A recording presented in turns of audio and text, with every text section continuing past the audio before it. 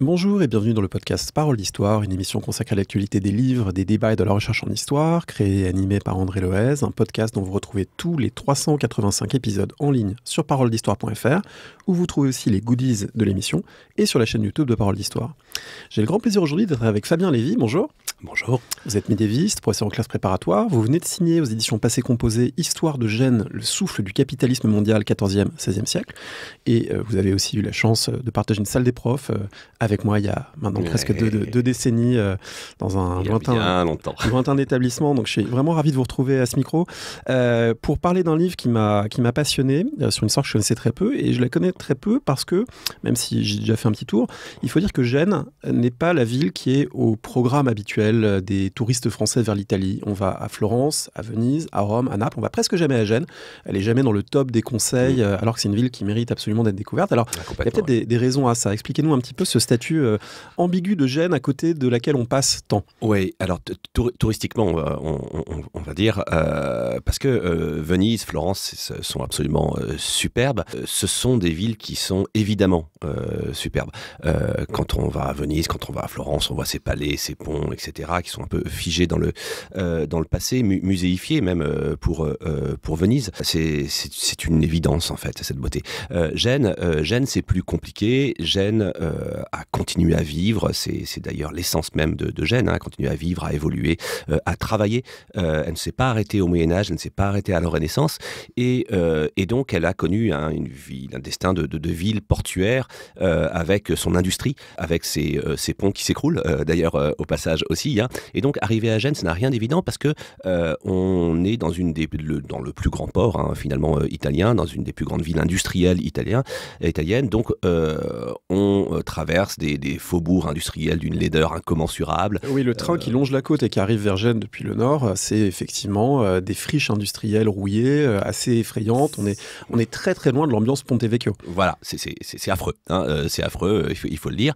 Et donc il faut traverser tout ça pour trouver l'écrin, une Gênes secrète. Une Gênes un peu mystérieuse qui ne se dévoile pas facilement, et pour trouver l'écrin de la ville médiévale et de la ville Renaissance, mais aussi de la ville contemporaine avec le port de Renzo Piano, hein, qui est génois.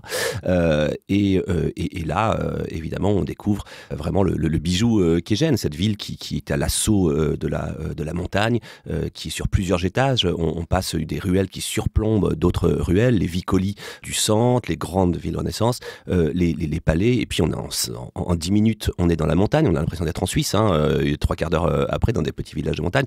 On est sur la mer, évidemment, avec le destin maritime et le grand port. Et donc, c'est superbe, mais avec cette nuance que, même dans ce centre génois, on travaille. Les palais, il y en a quelques-uns qui sont ouverts, hein, mais dans les palais, on trouve des armateurs, on trouve des banques. Voilà, donc c'est pas quelque chose d'évident. Il faut vivre Gênes, il faut la découvrir, il faut la parcourir. Mais c'est un peu plus compliqué, en effet, que les villes. Et d'un autre côté, eh bien, ce cœur qui bat, ce cœur vibrant, qui continue à travailler, c'est l'identité génoise, et ça participe de son charme. Pour un historien, ça donne quoi en termes archivistiques ? On sait qu'à Venise, il y a des archives fabuleuses qui ont fait la joie de générations de médiévistes et modernistes en France. Est-ce qu'à Gênes, on a des gisements aussi considérables ? Ah, c'est énorme. On a vraiment à l'Archivio di Stato vraiment des tonnes et des tonnes de fonti, hein, sur Gênes, non seulement des archives publiques, mais aussi on a les fameuses archives de la Casa di San Giorgio qui sont aussi pléthoriques là-dessus. Et énormément de choses qui n'ont pas été dépouillées, hein, qui attendent encore patiemment, hein, là-dessus. Donc les choses ont évolué, hein. Il y a 20 ans ou 25 ans même, je ne sais plus, je n'ose plus. Quand je suis allé la première fois voir ces archives, ils me les amenaient, on pouvait rien à voir avec la BNF ou les archives nationales, hein. On les prenait à pleine main, on les empoignait, on regardait à travers le soleil pour voir en transparence parce qu'elles étaient à moitié humides, etc. Alors les conditions se sont améliorées, hein. Le siège a changé pour ces archives, c'est beaucoup mieux, mais il y a des générations de chercheurs qui doivent encore venir, elles sont là et elles sont beaucoup moins exploitées en effet que les archives de de Venise. Et en plus, c'est plus près de la France géographiquement. Donc, c'est beaucoup plus près de la aux France. gens qui nous écoutent. C'est un livre que vous consacrez à Gênes que j'ai trouvé passionnant, notamment parce qu'il décale un peu le regard. Gênes a une longue histoire, évidemment, une histoire qui est marquée par une première gloire médiévale d'une extraordinaire intensité entre, on va dire, la première croisade et le XIVe siècle, où Gênes devient vraiment l'une des grandes plaques tournantes de la vie méditerranéenne. Et puis, j'ai l'impression que ça commence à se compliquer un petit peu. Et c'est à ce moment-là que vous commencez votre enquête. Alors, qu'est-ce qui vous a donné envie de décaler un peu ce regard, de ne pas le porter sur Gênes qui a écrasé sa rivale Pise fin 13e, qui est rayonnante effectivement à ce moment-là, mais d'être sur une séquence plus ambiguë, plus paradoxale? D'une part parce que ça a été fait, finalement. Évidemment, les regards et les recherches historiens se sont portés sur ces périodes glorieuses de Gênes, notamment l'historien à la fois génois et américain Lopez, qui a travaillé sur le XIIIe et le grand siècle des Génois. Et puis après, le XVIe siècle, c'est Braudel. Donc, comment dépasser Braudel, ça va être un petit peu compliqué. Ouais, même si je trouve que ce titre, Le souffle du capitalisme mondial, il est très brodélien. Il est très brodélien. C'est un petit clin d'œil, vous l'assumez. Oui, complètement. Complètement. C'était ce qu'il a écrit sur Gênes. En fait, si on le relit, c'est un des premiers à dire, finalement, c'est le siècle des Génois, quelque part, et que sa Gênes qu'on ne voit pas, finalement, qui agit de façon presque cachée, et d'ailleurs c'est leur manière de faire, et bien elle serait au centre de tout pendant au moins 50 ans, et en fait il nous dit à la fin même que pas vraiment de déclin, simplement elle se fond dans les mécanismes financiers et économiques, et elle continue à avoir une influence énorme jusqu'au Rinascimento, donc oui, le côté brodélien. Donc on l'avait c'était connu, c'était glorieux, bravo. Mais il y avait cette période, moi qui m'intéressait, et sur lequel en plus j'avais fait ma thèse, donc ça aidait pas mal sur les relations entre Gênes et la France, donc seulement une partie, voilà, un éclairage particulier, mais et je m'étais dit, mais voilà, il va falloir expliquer. Et puis cette idée, assez classique dans la littérature anglo-saxonne, des Dark Ages, etc., de reconstruction dans des périodes de crise, finalement c'était peut-être plus intéressant pour moi que de dire, regardez comme elle est puissante et comment elle est forte, plutôt comment est-ce qu'elle s'est reconstruite, qu'est-ce qui s'est passé, et à travers ça, l'histoire d'un espèce de proto-capitalisme extrêmement intéressant avec presque des messages et des clins d'œil à aujourd'hui, quelquefois un peu effrayants d'ailleurs, mais qui me paraissaient tellement contemporains. Alors on va évoquer donc la trajectoire génoise en partant peut-être de la fin du XIIIe et du XIVe, parce que ça fait vraiment les montagnes russes. On a une Gênes qui est à l'apogée de sa puissance, puis au fond du trou au XVe siècle, littéralement, elle a une crise multiforme dont vous expliquez toutes les dimensions, et puis de nouveau un essor spectaculaire pour ce siècle des Génois au XVIe. Donc ça fait vraiment des allers-retours. Alors peut-être, si on commence par dire, qu'est-ce qui commence à clocher dans le modèle génois, qui est ce modèle d'une ville italienne maritime, d'une ville commerçante avec l'Orient, avec l'Occident? Les choses commencent quand même à se compliquer dès la fin des États latins en Terre Sainte, fin XIIIe siècle, et puis au XIVe, XVe, là il y a de grosses déconvenues successives. Qu'est-ce qui vient mettre à mal le modèle antérieur des Génois qui leur avait assuré une telle puissance? Alors, il y a plusieurs choses. D'abord, une chose qui est évidente, et toutes les cités maritimes occidentales ou les États occidentaux en ont d'expérience et en pâtissent, c'est clairement la fermeture de cet est, de ce Levant, la fin de la Pax Mongolica, la fin des grandes routes de la soie, avec les Ottomans et autres Turcs qui arrivent et qui ferment ces voies. Il faut peut-être l'expliquer un tout petit peu, parce que tout le monde n'étant pas médiéviste, oui, malheureusement, parmi les gens qui nous écoutent. Oui, bien sûr. En gros, il y a eu la possibilité pendant longtemps de commercer indirectement avec l'Asie orientale, parce que le vaste empire mongol régnait sur l'Eurasie, et que finalement des produits arrivaient jusqu'en Méditerranée orientale, et puis via Byzance et via certains États arabes, on parvenait à se les procurer. Alors oui, en effet, je suis désolé, j'étais un peu rapide en effet. Ce qui se passe, c'est qu'en effet, il y a ce grand empire mongol qui se crée sur le trajet des routes de la soie, tout au long des routes de la soie, et qui se stabilise et qui, justement, vont être un peu les gardiens, parce que ça leur convient bien aussi. Ils voient les trafics, ils lèvent des taxes, etc. Ça enrichit leur propre royaume. Et c'est très intéressant pour les Génois, parce que les Génois, justement, avaient été chassés de ce Levant, de Beyrouth, etc., par leurs rivaux vénitiens. qui avait gagné pour le coup cette partie. Et puis de toute façon, il y avait la perte des États latins, ils avaient été chassés à un moment de Byzance, mais ils vont faire un coup d'éclat, qui est un peu l'histoire de leur vie, quelque part, en reprenant le contrôle de la mer Noire. C'est ça qui est extrêmement important. La mer Noire va devenir une mer génoise, véritablement. Ils passent un accord avec les souverains byzantins pour prendre ce contrôle, pour avoir carrément un monopole sur la mer Noire. Et ils vont créer des colonies partout, notamment la grande colonie de Pera, qu'on voit aujourd'hui encore, quand on va justement à Istanbul, avec des tours et des palais génois qui sont encore là-bas, mais aussi Kaffa, etc., toute une série qui remonte même dans les terres. Et pour eux, c'est parfait parce que la route mongole fait dévier justement les traditionnelles routes de la soie. Elles n'arrivent plus à Beyrouth, au moins on va dire à Beyrouth, elles se déplacent vers la mer Noire. Elles arrivent à Kaffa, elles arrivent à Pera, etc. Et donc c'est tout bénéfice pour eux. Et donc ça se passe extrêmement bien. Or, avec l'arrivée des Turcs ottomans, la fin qui brise cet empire mongol, la prise de Constantinople, la grande date de 1453, cette route est coupée, ou en grande partie coupée, et pour eux, c'est terrible. Et ils perdent leur colonie, progressivement, les colonies de Pera, de Kaffa, etc., passent sous domination ottomane, parce qu'ils vont négocier des conditions qui sont bien moins favorables que les souverains byzantins grecs.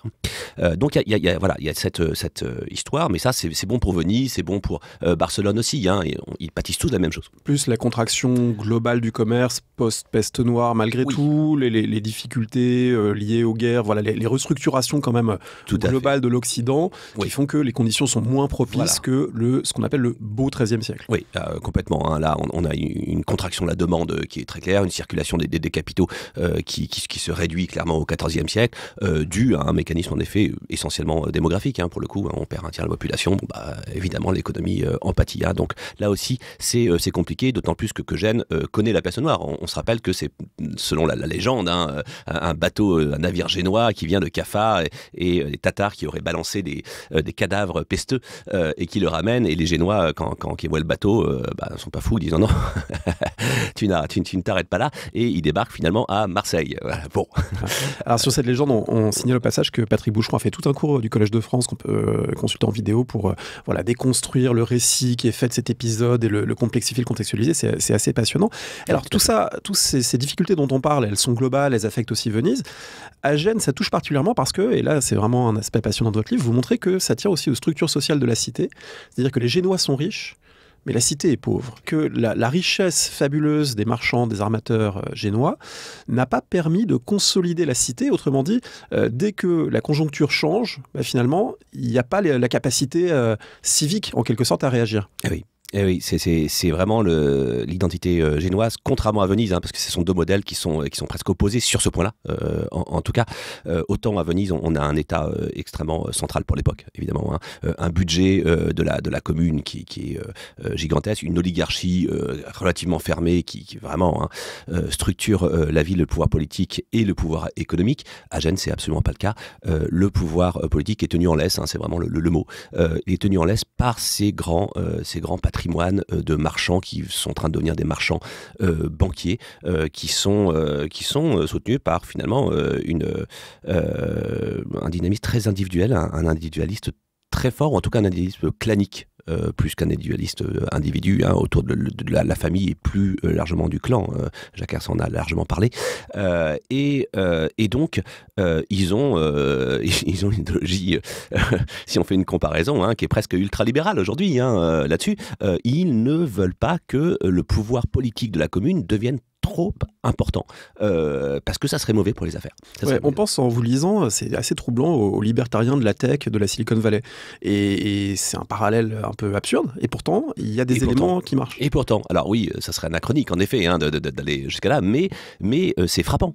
C'est frappant de voir, justement, ces grands marchands banquiers qui considèrent que le pouvoir public est presque toujours néfaste, sauf quand il vient les aider. Alors là, c'est le classique de l'entreprise, pour le coup, c'est néfaste, sauf que quand on vient, on en a besoin.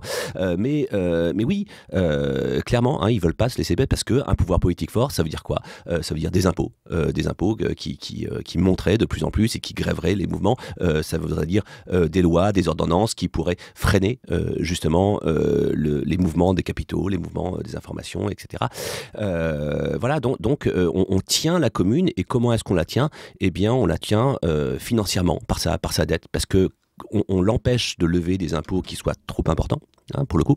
Et donc, lorsque la commune a besoin d'argent, c'est-à-dire quasiment tout le temps, mais surtout en cas de guerre, et elles sont très nombreuses à l'époque, elle doit faire appel à ces grands marchands banquiers pour avoir des prêts. Et donc, ils lui prêtent, vous savez, ils s'organisent en pool. Sachant qu'ils prêtent aussi aux Anglais, aux Français, ils prêtent à tout le monde. Ils prêtent à tout le monde. Voilà, ils prêtent à tout le monde, ils prêtent à minimum 7 ou 8%, ça monte à 14%, etc. On en rêve, voire à 22% parfois. On a presque des taux d'usurier quand ça va mal. Et en échange, eh bien, la commune leur donne des impôts, des taxes, qui sont souvent des taxes indirectes, qu'ils ont à gérer. Donc ils s'emparent du bien public, en fait. Ils vont prendre ces taxes à ferme, les affermer d'ailleurs à leur tour, parce que c'est trop compliqué à gérer. Il y a d'autres Génois qui vont les prendre et qui vont relever les taxes et qui vont avoir tous les problèmes pour les lever. Ça, c'est une autre histoire. Mais voilà, ils s'emparent de ce bien public. C'est eux qui finalement prêtent et après encaissent. C'est eux qui finalement reçoivent les revenus de cette commune de Gênes. Et alors, c'est déterminant parce qu'on est exactement au moment où, à côté, en Italie, mais aussi dans le Royaume de France et ailleurs, se construisent des proto-États fiscaux où on sort du modèle féodal pur et dur pour passer à quelque chose de beaucoup plus structuré, parce qu'il y a la rançon du roi de France à payer, parce qu'il y a des hommes d'armes à payer, et que du coup on commence à construire des appareils fiscaux de plus en plus conséquents, et que c'est toute la thématique de la jeunesse de l'État moderne. Voilà, clin d'œil à Jean-Philippe Jeunet, à tout le programme de recherche qui a traité de ça. C'est des questions débattues, mais malgré tout, il y a quand même une évidence qui est que à Florence, à Venise, à Milan, dans le Royaume de France, on arrive à lever mieux l'impôt et du coup à construire des pouvoirs territoriaux et à payer des hommes. Les Génois, ils ratent complètement ce tournant. Ah oui, ils le ratent d'une part, et puis ils le ratent presque de façon volontaire. C'est ça qui est intéressant, parce que on a presque l'impression qu'ils ont conscience quelque part que la puissance de leur cité dépend justement de cette faiblesse étatique. Alors c'est pas qu'elle dépend tant de la faiblesse étatique, qu'elle dépend de la force de ces clans. C'est comme ça qu'ils le voient. C'est l'immatériel en quelque sorte. Voilà, c'est l'immatériel, c'est les réseaux là-dessus, et de toute façon ceux qui sont au pouvoir, ce sont ces grands marchands banquiers. Il faut pas se le cacher. Donc voilà, c'est eux qui prennent les décisions. Donc oui, ils ratent sciemment ou pas sciemment ce tournant. Il y a cette idée, en effet, qu'il y a cette construction seigneuriale qui a lieu notamment en Italie, alors monarchique dans les autres, mais là, on est en Italie, on voit en effet Florence, Milan et autres construire, Venise, construire des véritables seigneuries plutôt centralisées pour l'époque. Gênes n'a pas ce qu'on appelle cette dérive seigneuriale, elle reste communale. Ça, c'est très important. Il y a vraiment un attachement qu'on retrouve dans toutes les sources, les constitutions, les sources, les réformes, etc. Un attachement à la forme communale, on dirait républicain aujourd'hui, de la cité. Alors, pourquoi alors déjà, peut-être théoriquement, simplement une forme de liberté. Il ne faut pas le négliger non plus. Il n'y a pas seulement une liberté économique, il y a une perception de la liberté qui est extrêmement importante, peut-être chez les Génois, d'une part. Et puis, cette idée que finalement, seul le pouvoir communal va aussi permettre la coexistence de ces grandes familles, de ces grands alberguis, de ces grands marchands banquiers. Parce que s'il y en a un qui prend le pouvoir, ou nos quelques familles, eh bien ça sera forcément au détriment des autres. Et donc tout est fait à chaque fois pour que finalement on garde ça, et qu'il n'y ait pas une seigneurisation, qu'une famille comme à Florence par exemple, que les Médicis prennent le pouvoir. Ça n'est pas le cas à Gênes. Tout est fait constitutionnellement, concrètement aussi dans les faits, pour qu'il n'y ait pas cette dérive seigneuriale et qu'on reste dans une forme républicaine associée justement à ce proto-capitalisme, ce proto-libéralisme économique génois.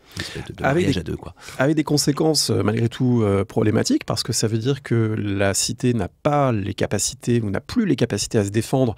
Le temps des grandes victoires sur les Pisans est lointain. Ils sont vaincus régulièrement par les Vénitiens sur mer, par les Français, par les impériaux. Enfin voilà, on va trouver toute une série de défaites successives, et à tel point qu'il y a même pas mal de gens qui s'en accommodent finalement dans la cité en disant finalement mieux vaut une domination étrangère qui apporte la paix et permet de faire des affaires que d'essayer de se ruiner pour l'indépendance. Il y a un moment où les choses sont quasiment dites en ces termes-là. Ouais, tout à fait. Alors, ce qu'il faut dire en plus, c'est que la cité au XVe siècle, au-delà de l'individualisme des clans, au-delà de la perte de l'Orient, il y a aussi cette idée des capellazzi. C'est-à-dire, on a finalement les ruptures, les divisions traditionnelles de guelfes, gibelins, noirs, blancs, etc., qui veulent plus dire grand chose au XVe siècle, mais se sont recomposés pour qu'ils continuent finalement à se mettre dessus, à se battre et à se confronter.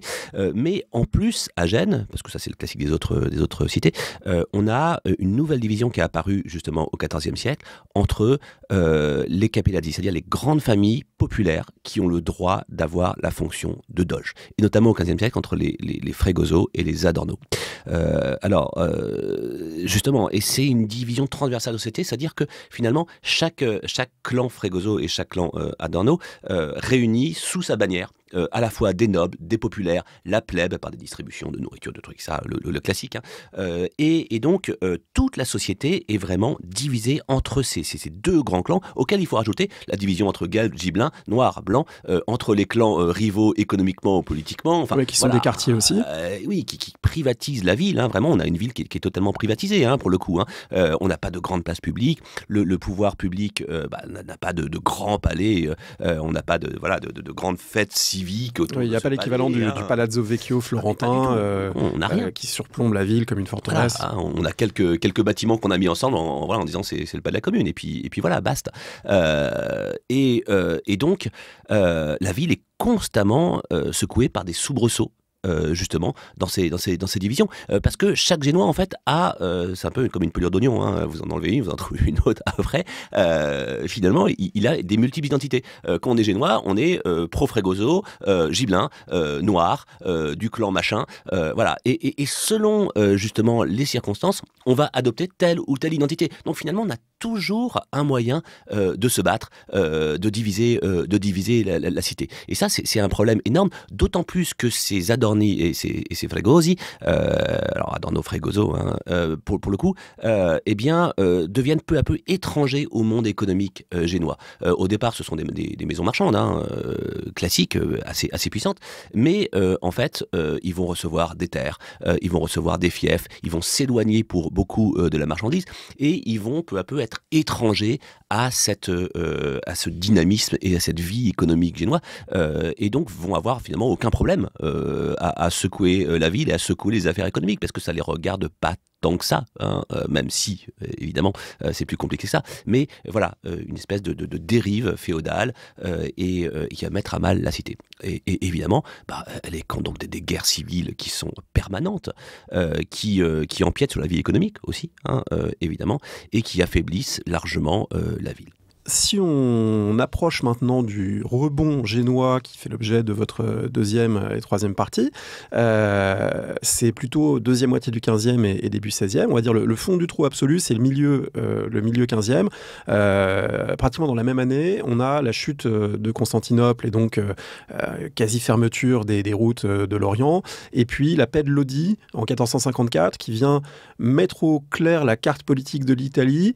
Sauf que les Génois n'ont pas le droit de la signer, en gros. Enfin, ils la signent, puis on leur dit non, mais en fait, vous, on veut pas de vous. Donc, ils sont, c'est les Aragonais, je crois, qui leur disent vous dégagez. En fait, c'est là où on leur dit globalement, non, finalement, vous n'êtes plus une puissance. Ou vous êtes une puissance de second rang. Et nous, on a besoin du roi d'Aragon, parce que c'est quand même important, et du roi de Naples, etc.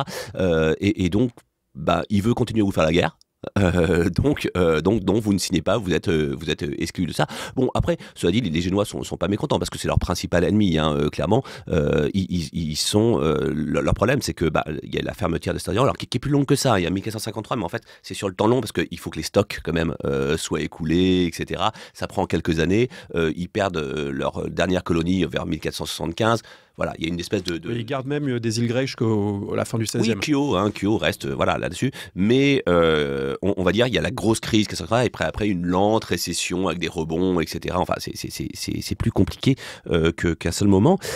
Mais de l'autre côté, ils sont challengés par l'Aragon, par Barcelone. Et donc, qui est une puissance quand même assez fabuleuse, en pleine constitution, avec des États, une flotte, des Barcelonais qui ont vraiment aussi une mentalité de marchands et de marchands très agressifs de leur côté. Et donc, ils se battent constamment pour la Corse. S'ils vont perdre la Sicile, comme la Sardaigne, pardon, comme on le sait, ils vont réussir à conserver tant bien que mal la Corse, mais ils sont constamment challengés. Ils perdent un peu le contrôle quelque part de cette Méditerranée occidentale aussi. C'est vraiment compliqué pour eux, même si ce qui est intéressant, et comme vous le disiez, ils sont battus tout le temps. Ils sont pas tout le temps battus parce qu'il y a cette capacité, justement, dans les moments vraiment cruciaux, à réagir.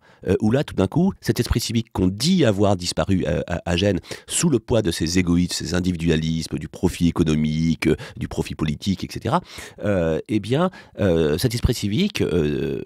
renaît, ou en tout cas se fait, peut-être qu'il n'est jamais mort, sans doute d'ailleurs, il se met de nouveau en valeur, il se fait voir, et tout d'un coup, toutes nos grandes familles mettent à disposition l'argent, les navires, montent sur les navires, ce sont les mêmes, les marchands banquiers sont aussi capitaines de navires là-dessus, et on va avoir quelquefois des grandes victoires, la victoire de Gaète, de 1435, où ils capturent justement Roi d'Aragon, c'est un peu, leur grand fait d'armes de l'époque, et c'est pas rien. Mais derrière ces quelques épisodes, le reste, oui, il s'en accommode en effet. Alors ça rebondit de manière très intéressante avec plusieurs facteurs qu'on peut évoquer. En vous lisant, j'ai remarqué un truc, c'est que il y a un paradoxe, Gênes n'est plus une puissance, on l'a dit, où tout le monde la considère plus comme telle. Est-ce que ça les a pas aidés par certains côtés à s'installer un peu partout en disant finalement donner des privilèges aux Génois dans tel port, leur accorder le commerce de telle chose, c'est pas se mettre dans la main d'un rival, c'est pas voilà. Est-ce que être faible politiquement les a pas arrangés économiquement par certains côtés? Ça les a arrangés, clairement, et ça a arrangé en fait finalement dès le XIIIe siècle, dès le XIVe siècle, mais ça continue ensuite, parce que quand on voit arriver des Vénitiens avec la flotte publique vénitienne derrière, on réfléchit à deux fois, quand même. Pareil pour des Aragonais. Qu'on voit des Génois qui arrivent avec quasiment aucun État derrière, ou peu d'États, pas de flotte. Quelques membres de la famille, le beau-frère, le cousin. Voilà, le beau-frère, qui viennent, qui vous disent ça serait bien, regardez mes belles marchandises. Finalement, si je viens chez vous, en plus, vous pouvez les taxer, donc ça va plutôt bien se passer entre nous. Puis regardez, je peux prêter un peu d'argent à vos concitoyens. J'ai des instruments financiers, etc., que je pourrais mettre à votre disposition aussi. Ça va bien se passer, des prêts, tout ça, etc.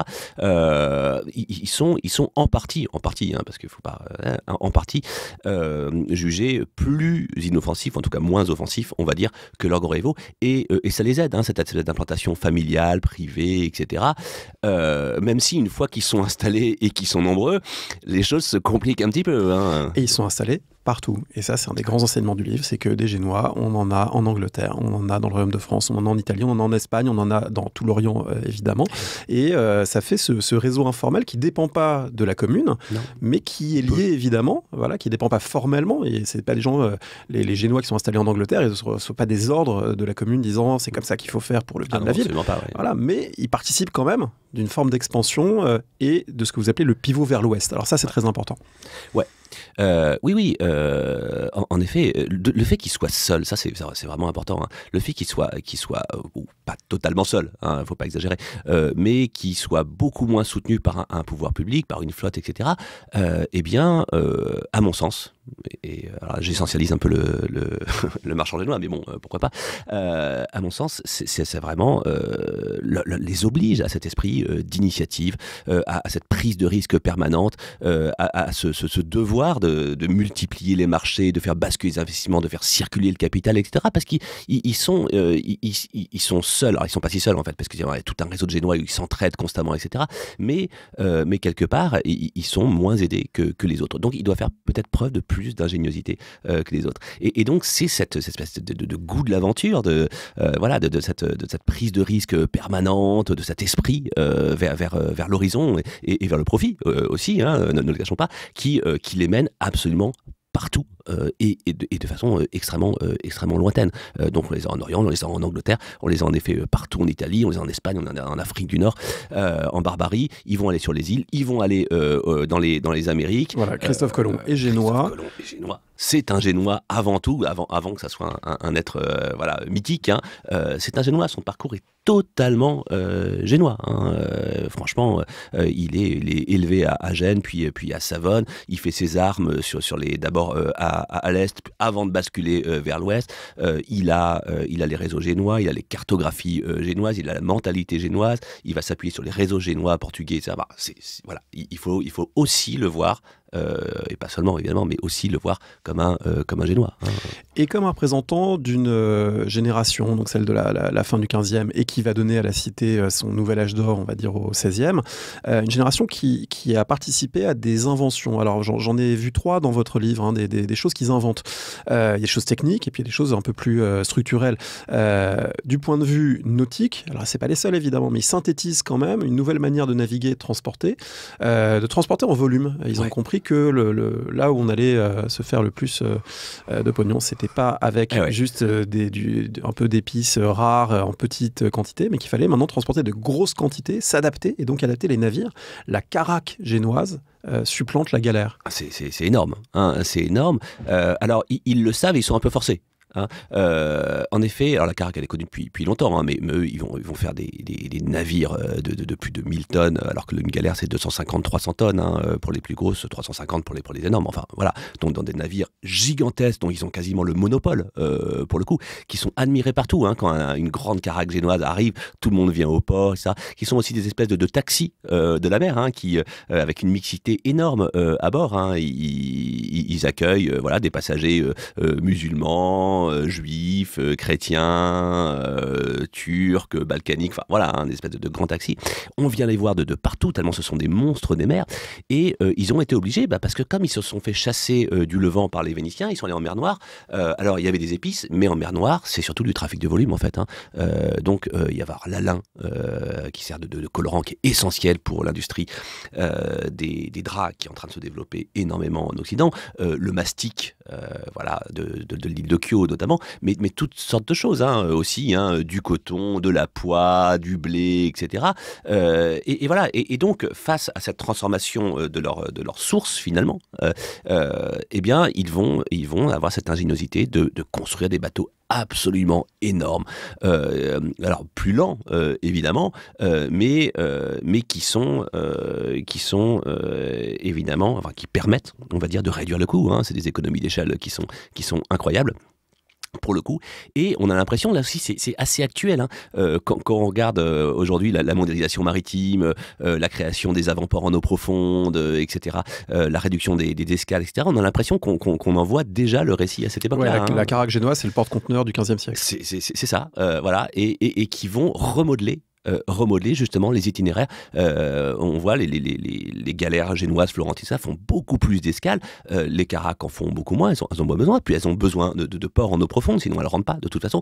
Et donc sous la pression et sous l'influence des Génois, on va voir des avant-ports qui vont être créés à Cadix, etc., à Southampton, etc. Donc ça modifie les itinéraires. On a c'est une espèce d'histoire de conteneurisation, mais il y a 600 ans. Hein, c'est intéressant de voir ces parallèles qu'on peut faire, cette modification des économies locales par le biais des flux, comment les territoires s'intègrent ou ne s'intègrent pas justement dans cette première mondialisation. Alors évidemment, pour que ça fonctionne, c'est jamais purement technique, et c'est là où Braudel évidemment est une grande figure tutélaire, parce qu'il arrive à penser ensemble les phénomènes. Ça marche aussi parce qu'ils inventent, ou en tout cas ils contribuent à inventer des produits et mécanismes financiers très élaborés, dématérialisés, des formes d'assurance, des formes aussi d'information, parce que pour pouvoir bien commercer, il faut savoir qu'est-ce qui est pas cher, où est-ce qu'il y a un marché, où est-ce qu'il y a de la demande. Et donc, ils ont perfectionné, on va dire, des méthodes financières qui existent ailleurs en Italie, évidemment, à cette époque, mais qui maîtrisent parfaitement. Ouais. Alors, ils les inventent pas à ce moment-là. Hein. Elles existent en fait depuis le 12e, 13e siècle, la lettre de change, etc. Mais ils les systématisent en fait. Le contrat de Commenda ou de Colleganza. De Commenda, de Colleganza. Le but, c'est de faciliter, c'est-à-dire de baisser tous les coûts coût de transaction, coût de négociation, coût d'information, etc., pour que ça coûte le moins cher possible pour rationaliser ce commerce finalement et avoir une rentabilité qui soit la meilleure possible. Donc il y a beaucoup de formes finalement d'organisation ou financières qui sont mis en place et systématisées et utilisées à grand volume par les Génois. Donc l'information, alors ça c'est évidemment c'est le nerf de la guerre, très, très clairement. Il y a finalement un flux incessant d'informations qui passe dans ce réseau génois qui est centralisé sur Gênes, évidemment, mais nos marchands écrivent des dizaines, des centaines de lettres. Malheureusement, on en a très peu. C'est pas comme les archives florentines ou vénitiennes. On a très peu de lettres génoises du XVe siècle, mais on peut voir à travers ça quand même, ils écrivent énormément aux Génois, à leurs agents d'abord, aux autres Génois et puis à tous les autres marchands. Il faut absolument savoir quel est le prix exact, quand est-ce qu'un tel navire va arriver, est-ce que le marché à Tunis est plus favorable que celui à Constantine, où est-ce qu'on peut vendre du cuir, où est-ce qu'on peut vendre des draps, etc. Voilà, cette information est véritablement cruciale là-dessus. Et puis, au-delà de ce réseau d'information qui est très vaste, il y a, et très réactif pour l'époque, même si voilà, une lettre Lorient, ça met 2 mois pour arriver, donc c'est compliqué, et si tout se passe bien. Et derrière ça, il y a les réseaux financiers. Les réseaux financiers et les réseaux de biens et de commerce, grâce à ces informations, ils peuvent en effet faire circuler le capital. Dès qu'ils voient qu'un marché se ferme, ils partent sur un autre marché. Les agents se déplacent en quelques mois. On les voit qui quittent l'Orient pour s'installer en Tunisie, pour s'installer en Espagne, en vendant les mêmes choses. En disant, finalement, ces draps, au lieu de les vendre finalement à Kyo ou à Kaffa, on va les vendre finalement à Tunis, on va les vendre à Séville ou autre. Il y a une mobilité de capital qui est due à ces informations, et ces mobilités aussi de l'esprit et cette capacité de risque. Et il y a ces capacités, ce réseau financier de l'aide de change. C'est-à-dire, ils inventent presque la première économie dématérialisée, quelque part. Elle existait avant eux, les outils existaient avant eux, mais finalement, le réseau est tellement large à travers toute la Méditerranée et toute l'Europe qu'ils en font une première économie de papier. Et avant le XVIIe siècle, qui est au XVIIe, XVIIIe, on dit, ça commence là. Non, dès le XVe, dès le début XVIe, on a cette économie de papier qui va triompher, évidemment, au XVIe siècle, mais qui va permettre de fluidifier les flux et surtout d'augmenter le volume pour ne plus être tributaire justement de la monnaie or ou argent classique qui va raréfier sinon évidemment les possibilités de transaction. Après la caraque, après la finance, troisième invention, ou plutôt, pour être plus juste, troisième synthèse génoise opérée au cours de cette période, et pas seule évidemment, en lien notamment avec les souverains ibériques, c'est des nouveaux systèmes productifs, en particulier dans les îles de la Méditerranée et de l'Atlantique, où on va commencer à installer des esclaves pour les faire travailler sur des plantations. Et ça sera quand même le grand modèle appelé à une très vaste diffusion à l'époque moderne. Et les Génois, qui depuis longtemps commercent des esclaves, ils contribuent très fortement à créer cette nouvelle forme, ce nouveau système qui a été un système déterminant dans l'essor des économies occidentales. Eh oui. Alors ce sont les grands maîtres du trafic d'esclaves au XIVe, XVe siècle, parce qu'ils sont en mer Noire, et qu'en mer Noire, il y a les Tatars. Et les Tatars, c'est facile d'avoir des esclaves, parce que ce sont des tribus qui sont souvent pauvres, parfois, qui vendent les bouches qu'ils n'arrivent plus à nourrir, ou qui connaissent des guerres assez incessantes entre eux, contre les Turcs, etc. Donc il y a des prisonniers de guerre. Donc ils viennent prendre des esclaves justement dans cette mer Noire et ils les distribuent partout en Orient, en Occident, etc. En Égypte, à Gênes même, qui est une cité clairement esclavagiste. Pour le coup, il y a beaucoup d'esclaves, mais on l'oublie souvent qu'au XVe, toute l'Europe méditerranéenne est encore esclavagiste. Alors on n'est pas à l'Antiquité, on n'a pas plus d'esclaves que de citoyens, non, mais il y a quand même beaucoup d'esclaves encore à ce moment-là. Et ils vont transférer ce modèle, c'est leur force, cette espèce de pivot vers l'ouest, c'est-à-dire qu'ils transmettent les techniques, ils transmettent les marchés, ils font passer les marchandises de l'est vers l'ouest et vers cet horizon qui se découvre pour eux au XVe, XVIe siècle. Alors ça commence par les îles Atlantiques, évidemment, où ils avaient déjà quelques plantations. Alors c'est pas leur grand truc, les plantations, en tout cas la domination politique. Ils le font à Kyo, où là vraiment on a un modèle de plantation. En général, ça les ennuie plus qu'autre chose de dominer politiquement, parce que c'est des coûts.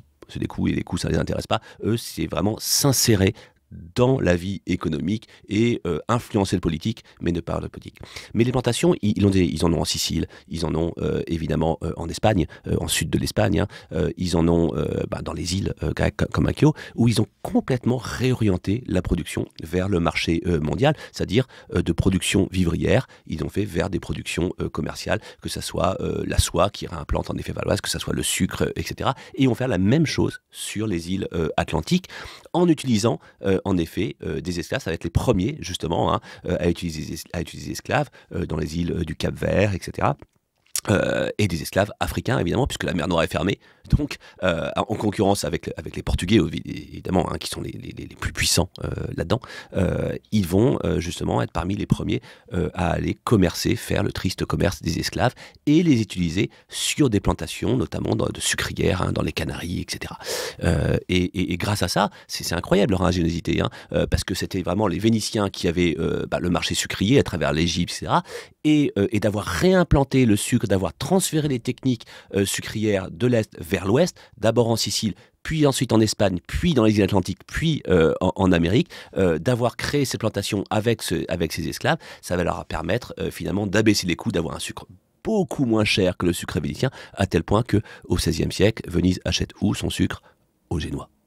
Je signale au passage que s'il y a des gens que ça intéresse, cette question de l'esclavage comme matrice du développement économique moderne, on avait reçu à ce micro Aurélia Michel dans l'épisode 89 du podcast pour son livre très très intéressant, sa très belle synthèse qui s'appelle Un monde en nègre et blanc, qui porte sur ça et notamment sur l'idée de la plantation comme lieu de l'expérimentation hors du monde féodal et lieu de première accumulation de valeur systématisée avec rationalisation du profit, etc. C'est un bouquin passionnant de ce point de vue. Pour couronner le succès génois, dont on a vu donc les différents éléments qui s'emboîtent et qui font système, même si c'est pas un système qui est pensé depuis un centre par une seigneurie ou un souverain qui aurait décidé de faire tout ça. C'est plutôt une forme de coagulation de plein d'actions différentes, mais cohérentes parce qu'on est dans un même système social et donc ça fonctionne. Pour couronner tout ça, il y a quand même le rapprochement avec les Habsbourg, qui au moment des grands affrontements entre le royaume de France et la puissance impériale et la puissance de Charles Quint puis de Philippe II, ils deviennent un atout pour les Habsbourg, ils deviennent leurs intermédiaires en quelque sorte méditerranéens, le passage obligé pour eux. Complètement. En fait, ce qui se passe, c'est que cet esprit civique qu'on avait cru voir disparaître, il faut bien comprendre qu'il s'exprime finalement autrement. Et quand vous parlez de coagulation ou d'une autre forme, c'est exactement ça. C'est-à-dire que l'esprit civique génois ne s'exprime pas par justement le don du monopole de la violence et des finances, etc. à l'État classiquement, mais par finalement une forme très diffuse de civisme national entre marchands et leurs différents agents dans tout gène, que ce soit les patrons de navires, les notaires, enfin il y a beaucoup de monde, les commis, avec sans doute ce sentiment, ce sens d'appartenir à une même communauté et à partir de là, à une cohésion extrêmement forte au niveau international, on s'entraide constamment. On s'installe ensemble, évidemment, dans les différentes communautés. On se marie entre soi, mais ça, c'est un classique. Mais surtout, on s'entraide constamment pour avoir des privilèges. Ce qui n'empêche pas une concurrence pour certains marchés, ça, soyons clairs. Mais il y a vraiment cette conscience civique. Et cette conscience civique qui n'est jamais morte, finalement, va se réaffirmer à Gênes même, justement, au tournant du 15e et 16e siècle, notamment sous les assauts des dominations françaises. La ville est passée sous domination française pendant une partie du 15e siècle, milanaise aussi, mais les Français ont fait fort. Pour le coup, ils ont vraiment voulu faire de Gênes une ville de France, ils ont voulu la centraliser, apporter une justice royale, enfin vraiment, quelque chose qui va à l'encontre même de l'essence républicaine et économique génoise. Et ils en ont bavé très clairement, et ils en ont assez. Et on va avoir justement dans ce début de XVIe siècle plein finalement de réunions, de serments, etc. pour tenter de retrouver cette liberté, cette indépendance qu'on avait perdue et cette cohésion génoise. Et pourquoi elle va se faire? Parce qu'il y a les guerres d'Italie. Il y a les guerres d'Italie et il y a ce géant qui est Charles Quint, qui va apparaître et qui va rivaliser avec les Français, qui étaient la plus grande puissance et le voisin, donc c'était un peu compliqué de lui échapper, clairement. Charles Quint arrive, et Charles Quint, il a une conception, c'est Mercurio Gattinara, de la monarchie universelle, qui est beaucoup plus plastique, de par l'essence même de la construction étatique espagnole, tout simplement, aussi, et de l'Empire lui-même, qui n'est pas du tout centralisé. Oui, donc ils peuvent s'insérer dans un truc qui est déjà souple au départ, qui est pensé comme tel. Complètement, c'est ça, c'est l'idée de voilà, on veut bien venir chez vous à condition que vous nous accordiez notre indépendance et notre liberté. Et Gênes devient l'antichambre de l'Empire, c'est le mot qui est utilisé à l'époque, parce qu'elle a le choix, elle a le choix entre devenir une province française, finalement, être intégrée, centralisée, ça, et pourquoi pas, finalement, ils ont hésité. Quelque part, il y a des avantages, notamment le marché français, ou finalement, comme puissance pseudo-indépendante, parce qu'elle n'est pas neutre en tout cas, mais elle aura sa liberté pour le coup, rentrer dans l'orbite de cet empire de Charles Quint. Donc elle ne fera pas partie de l'empire, attention, c'est pas une province de l'empire, c'est l'antichambre, c'est-à-dire c'est une pièce qui reste indépendante en soi, autonome en soi, mais qui est essentielle au fonctionnement de l'Empire, essentiel parce que ça va être les finances de l'Empire, essentiel parce que ça va être le lien pour cette fameuse route espagnole entre les terres des Pays-Bas, des Allemandes, des Habsbourg et l'Espagne, essentiel aussi parce que la flotte génoise va être essentielle pour la lutte contre les barbaresses et contre les Ottomans, évidemment essentielle aussi pour le personnel qu'elle va donner, le personnel qui va peupler partout les cours d'Espagne, à l'échelle locale comme à l'échelle internationale. Partout on va voir des Génois qui occupent des postes administratifs, des postes à responsabilité, notamment liés à l'économie et aux finances. On ne se refait pas dans cet empire Habsbourg. Et pour boucler la boucle avec ce qu'on disait en début d'émission, pour autant, en ce XVIe siècle, la puissance retrouvée de Gênes ne se traduit pas vraiment par la recherche de la beauté artistique qu'on va trouver à la même époque, aussi bien à la cour de François Ier que dans les autres rivales italiennes, qu'un peu partout en Europe de plus en plus. C'est-à-dire que la renaissance artistique, elle évite un peu Gênes parce que finalement, les priorités sont ailleurs. Oui, alors ça c'était le cas pendant longtemps, et justement le basculement vers l'Empire Habsbourg, en accédant notamment à l'argent américain. Très important, c'est-à-dire que les Génois prêtent de l'argent à court terme à Charles Quint, qui en a besoin pour ses guerres, de partout, et en échange, c'est le modèle, reçoivent finalement des impôts et des taxes à gérer, cette fois-ci dans tout l'Empire Habsbourg, et aussi de l'argent américain qui commence à arriver assez rapidement au milieu du XVIe siècle. Et cet argent va déferler véritablement sur Gênes. Il va y avoir énormément d'impact, notamment la croissance des richesses. Mais ils vont pouvoir s'acheter des trucs, mais il n'y a quand même pas d'école génoise de peinture et de sculpture aussi affirmée. Il n'y a pas d'école génoise. Par contre, c'est assez intéressant de voir que les Génois vont, dès le XVe siècle, rentrent dans l'art comme sur un marché. Finalement, c'est un peu leur mentalité. Ils arrivent, ils aiment bien l'art, ils en mettent chez eux. Ils vont être des commanditaires importants, ils vont être des passeurs de l'art flamand. Parce que ils sont beaucoup à Bruges, puis à Anvers, etc., qui font faire venir en Italie, notamment. Mais ils sont là aussi, peut-être surtout, pour trafiquer cet art, pour vendre, pour faire circuler cet art de l'Orient à l'Occident, etc. Donc, ils vont quand même, il va y avoir quelques architectes et quelques ça, mais bon, c'est pas les plus importants. Ils vont transformer Gênes au XVIe siècle. Cette richesse va permettre de restructurer une petite partie de la ville. Il ne faut pas exagérer, mais en tout cas, on a des superbes palais qui apparaissent enfin. Même si Gênes est vraiment corseté par la montagne, mais une nouvelle infrastructure, une nouvelle route, la Via Aurea, etc., avec des grands palais assez stéréotypés, voulus par la puissance publique. Et là, c'est un paradoxe, pour le coup, cette puissance publique qui pour le coup, s'implante et véritablement dans l'urbanisme, si vous voulez, alors que par ailleurs, elle est faible. Comment l'expliquer? Bon, je sais pas, c'est autre chose en tout cas. Mais oui, ça ne deviendra jamais une grande réussite artistique. Question de mentalité peut-être. C'est quelque chose qui sera exploré par les historiens de l'art, évidemment. Merci beaucoup Fabien Lévy. Je rappelle le titre du livre, Histoire de Gênes, le souffle du capitalisme mondial 14e-16e siècle, un livre au souffle brodélien, et je ne le dis pas seulement parce qu'on se connaît bien, c'est vraiment passionnant, et c'est passionnant aussi, je le dis, parce que c'est un tour de force d'écriture, c'est relativement facile d'écrire sur des événements politico-militaires qui peuvent se raconter, écrire sur des marchés, sur des gens qui bougent tout le temps, et sur des circulations, c'est pas si simple, et vous l'avez fait vraiment de manière très brillante. Alors du coup, je vais vous demander un petit conseil, pas forcément un conseil de resto à Gênes, même si, après tout, pourquoi pas. Ah, si on mange plutôt, très bien à Gênes. Le pesto ligure, évidemment, pas seulement.